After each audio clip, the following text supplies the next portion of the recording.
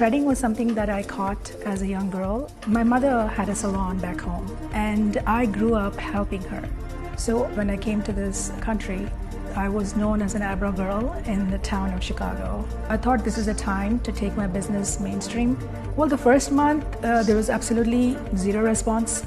No malls believed what I could do. They turned me down thinking that I was going to do some flossing. I had only 90 days to prove myself. Speaking to the clients on a daily basis, I used to shave minimum 60 eyebrows in a day.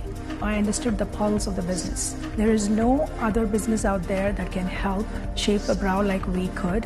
That made my clientele increase and double. I started from a small salon to 75 location all over the United States.